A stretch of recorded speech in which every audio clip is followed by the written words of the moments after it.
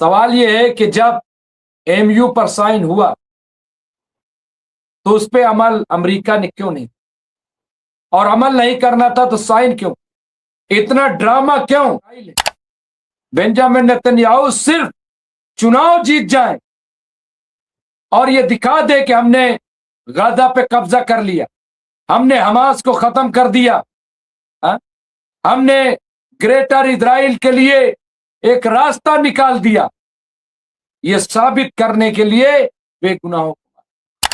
हाँ, ईरान बातचीत करता है, इसमें दो राय नहीं। मैं शुरू से कहता आया हूं कि ईरान की ये बहुत कामयाब सफारतकारी है, ये बहुत कामयाब डिप्लोमेसी है कि तमाम तर खराब हालात के बावजूद ईरान लगातार, चाहे वो टर्की हो, चाहे वो सऊदी अरब हो, चाहे यूएई हो, चाहे कतर हो, चाहे पाकिस्तान हो, लगातार हिंदुस्तान से भी बात, और उसका नतीजा भी आपने देखा।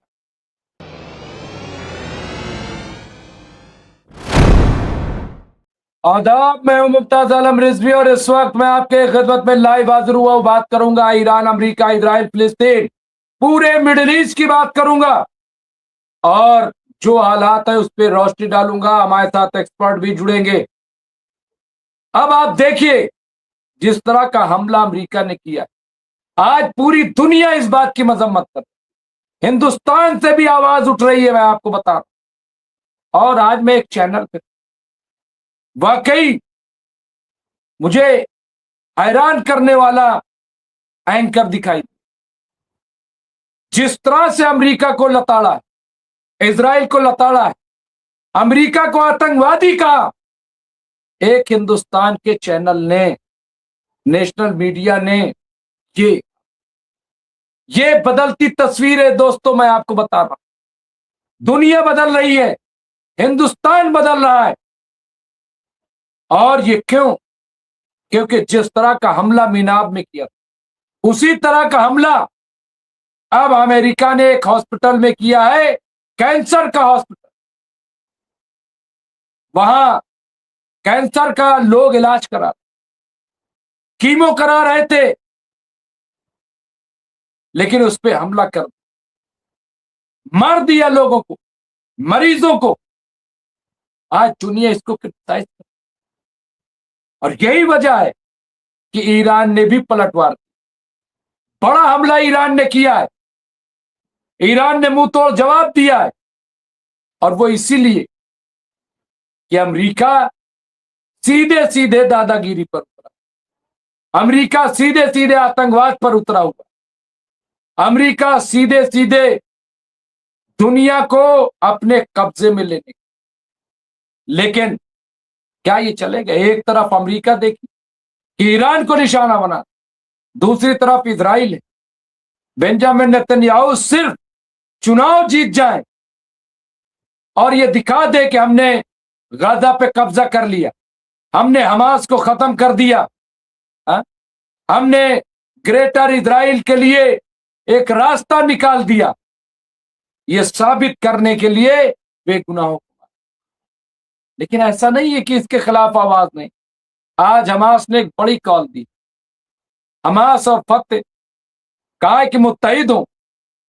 और मैं ये कह रहा हूं कि सिर्फ फिलिस्तीन क्यों, फिलिस्तीन क्यों सिर्फ, ये सऊदी वाले कब बोलेंगे, ये कतर खुल के कब बोलेगा, ये जॉर्डन, बहरीन,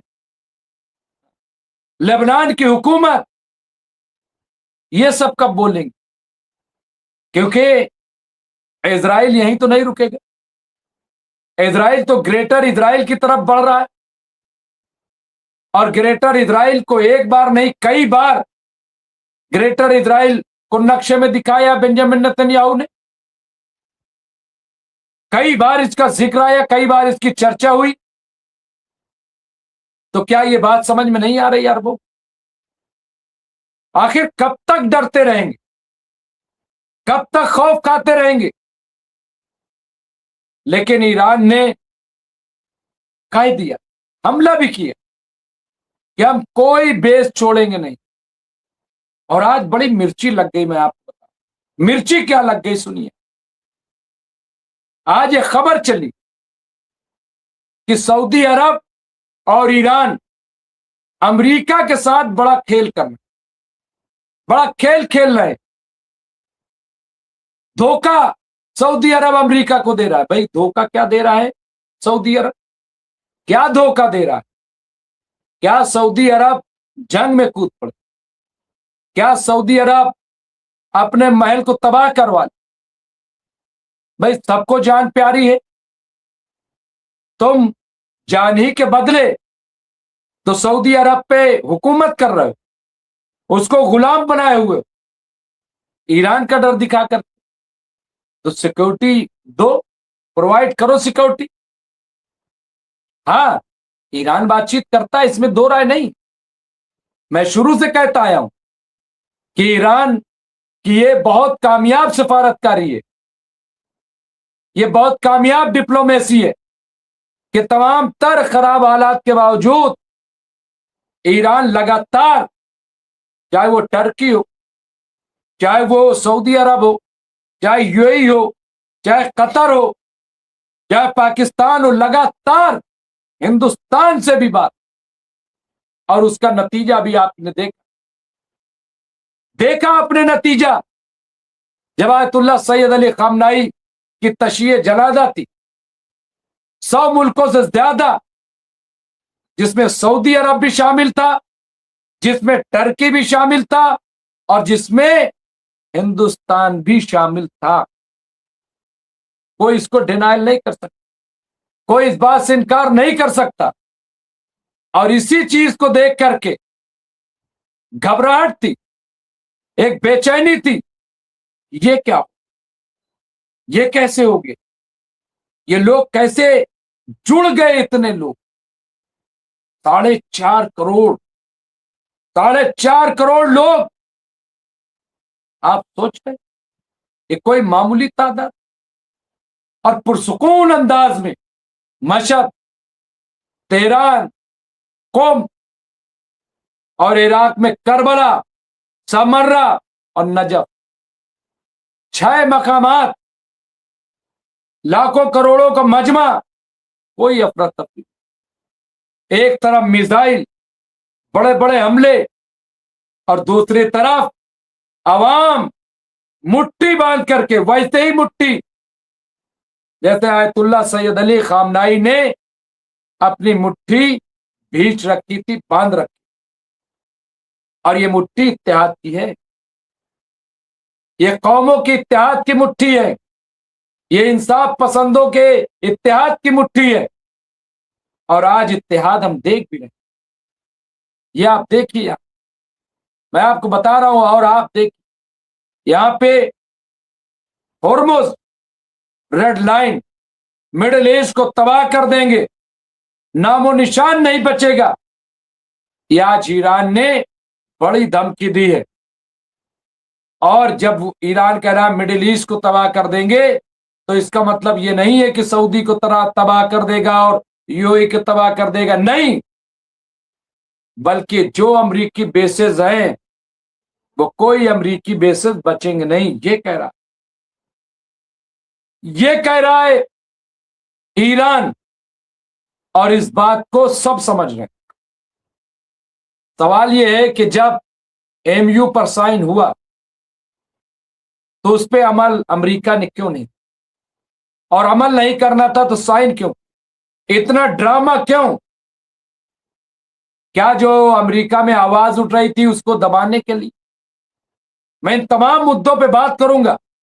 मेरे साथ बहुत जल्द मेहमान भी जुड़ जाएंगे, लेकिन उससे पहले हमारे साथ बहुत सारे साथी भी जुड़ गए, अलमदार भाई से लेकर के और तमाम, अब्दुल शकूर साहब से लेकर के अब्दुल माजिद, आले सूर्यवंशी जी, सलमान शेख, सैयद खिदरुद्दीन, ये सारे लोग, बहुत सा सुबर्णा राज जी भी, परवीन गुलबशाह, शेख करीम, संजय दरबार, डॉक्टर सैफ, हसन रिजवी, जयदीप सिंह बुंदेला, मोहम्मद रईस, सारे लोग, सुबर्णा राज जी, सब मैं यहां पे बताना चाहता हूं कि तेहरान ने कहा क्या, ईरान ने कहा क्या।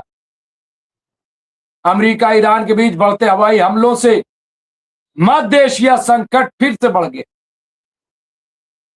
अमेरिकी हमलों के जवाब में ईरान ने गल्फ देशों को निशाना बना रहा है। गल्फ देशों को नहीं, मैं बार बार कह रहा हूं, यह गलत चलाया जा रहा है। किसी भी जिस तरह से अमेरिका और इजराइल आम लोगों को मार रहे हैं, कोई बताए कि ईरान ने कभी एक भी हॉस्पिटल पे हमला किया हो, स्कूल पे हमला किया हो, बाजार पे हमला किया हो, मार्केट पे हमला किया, एक भी कोई बताए मिलिट्री बेसिस पे। लेकिन इजराइल और अमेरिका ये किस पे हमले करते, पूरा गजा तबाह कर दी, सिर्फ इसलिए कि कब्जा करना, इसलिए नहीं क्यों बदला ले रहे, नहीं, बदला मकसद ही नहीं है। मकसद है सिर्फ और सिर्फ कब्जा।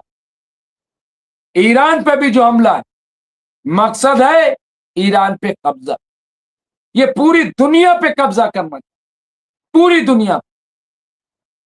और उसके लिए इनको कोई परवाह नहीं है कि बच्चे मर रहे हैं, बूढ़े मर रहे हैं, कौन मर रहा है, कोई मतलब नहीं। लेकिन दुनिया की स्ट्रांग डेमोक्रेसी अपने आप 250 साल जमहूरियत की बात कर, लेकिन इंसानियत नाम की चीज नहीं। तानाशाही इनके यहां, अनडेमोक्रेसी इनके यहां, जंग इनके यहां, लूट इनके यहां। भाई क्या चीज ऐसी है जो इनके यहां नहीं पाई जाती। लेकिन अफसोस की बात यह है कि हमारे यहां कुछ अंधभक्त भी जो ऐसे ही लोगों को सपोर्ट भी करते, ऐसे ही लोगों को। अच्छा, सपोर्ट क्यों करते हैं? क्योंकि मुस्लिम दुश्मनी इतनी इनके दिमाग में भर दी गई है कि इनको लगता है कि बस कोई भी हो, अब्दुल को ठीक कर रहा हो, हम उसके साथ हैं, चाहे वो हमारा दुश्मन हो, चाहे बाद में वो हमें मार दे। ये जो सोच है, ये बहुत अफसोस। और यही वजह है, आप देखिए क्या जयदीप सिंह बुंदेला साहब हैं हमारे साथ, बहुत जल्द मेहमान जुड़ जाए और मैं उनसे बातचीत करूंगा। लेकिन एक दूसरी खबर भी, एक तो ये यहां पे ईरानी स्टेट मीडिया ने यहां पे बयान जारी किया जिसमें साफ कहा है कि अगर अमेरिका के राष्ट्रपति डोनाल्ड ट्रंप अपनी धमकियों को अमल में लाते हैं तो ईरान के सशस्त्र बल ऐसी जवाबी हमले करेंगे कि मिडिल ईस्ट के रणनीतिक ढांचों का कोई निशान नहीं बचेगा। उन्होंने कहा कि ईरान होर्मुज में अमेरिका के किसी भी मुदाखलत को कबूल नहीं करेगा, कोई भी हम नहीं छोड़ सकते। ईरान ने बहुत क्लियर कर, हम स्टेट ऑफ होर्मुज नहीं छोड़ेंगे। यहां पे क्या कहा, तेहरान बातचीत के लिए तैयार नहीं हुआ तो अमेरिकी सेना अगले हफ्ते पावर प्लांट और तमाम हमले कर देगी। लेकिन इससे ईरान डरने वाला नहीं है। ईरान ने बहुत क्लियर कर, हम इससे डरेंगे नहीं, हम इससे घबराएंगे नहीं। और आप देखिए यहां पे किस तरह की बातें हो रही, आप सोचिए जरा, क्या बात ये लोग कर रहे हैं और कह रहे हैं कि साहब हम दुनिया की बहुत बड़ी डेमोक्रेसी, बहुत बड़ी जमहूरियत है, दुनिया को जमहूरियत का पार्ट अमेरिका, अमेरिका एमयू का पालन करे, हमारे नियम माने। ईरान ने स्टेट ऑफ होर्मुज पार करने के लिए रखी शर्तें ये, और अमेरिका क्या कह रहा है, साहब वहां पे मेरा कब्जा है, मुझे वहां पे टैक्स दो 20%। ये क्या है भाई, क्यों आपको टैक्स दिया जाए? कौन है आप? क्यों आप कब्जा कर लेंगे किसी के यहां जाकर? क्या है आप? और आप उनसे अब टैक्स वसूलने की बात कर रहे हैं जिनको आप सिक्योरिटी देने की बात कर रहे हो। अब इससे ज्यादा शर्मनाक क्या होगा, आप बताइए। यहां पे मैं वो रिपोर्ट आपको पेश कर रहा हूं और फिर मैं बात करूंगा। हमारे साथ फिरोज बख्त साहब जुड़ गए, बहुत जल्द अब्दुल वाहिद साहब भी जुड़ जाए। लेकिन मैं वो इस रिपोर्ट, आज अमेरिका हमलों के बीच स्टेट ऑफ होर्मुज को फिर से खोलने के लिए शर्त का ऐलान किया ईरान। उसने कहा है कि स्टेट ऑफ होर्मुज को खोलने के लिए अमेरिका को समझौता ज्ञापन यानी MOU मेमोरेंडम ऑफ अंडरस्टैंडिंग का पालन करना होगा और इस जो आ भी रहा है ये जो जलमार्ग है के लिए ईरान के नियमों को कबूल करना होगा। ईरान ने कहा कि इसके अलावा कोई दूसरा रास्ता नहीं है, यानी अमेरिका ताकत से अगर चाहेगा यहां से निकल जाएंगे, निकल नहीं पाएगा, हम हमला करें। ये बिल्कुल क्लियर कर, बहुत वाज़ेह कर दिया। और ईरान देखिए एक के बाद एक, अब लोगों को समझ में आ रहा है खैबर शिकन क्या है। और ईरान के पास तो ऐसी ऐसी मिसाइलें अभी जिसका टेस्ट भी नहीं हुआ, ये एक सच्चाई है। तो मुझे लग रहा है यहाँ पे देखिए जयदीप साहब ने एक अपडेट दिया और उसके बाद मैं फौरन चलूंगा फिरोज बख्त साहब। एक टैंकर पर हमला के बाद इराक के बसरा पोर्ट से तेल का एक्सपोर्ट बंद हो गया है, जो कि इराक का 90% तेल एक्सपोर्ट करता है। यहाँ पे देखिए एक और OIC कहाँ है, परवीन गुलबशा पूछ रहे। और अच्छा सवाल है ये, OIC कहाँ है? ये लोग सऊदी के दिहाड़ी पर काम कर रहे हैं। अगर ये लोग फिलिस्तीन और ईरान के समर्थन में बोलेंगे तो शायद ये लोगों का सऊदी अरब दाढ़ी बंद कर देगा। इसी डर से ये लोग खामोश। ये हम नहीं कह रहे हैं, गुलबशा कह रहे हैं। एक और यहाँ पे देखिए कतरी इंटरनेशनल मीडिया ने इजराइल की उन खबरों का खंडन किया है जिसमें कहा जा रहा है कि कतर ईरान पर हमला करने के लिए सहमत।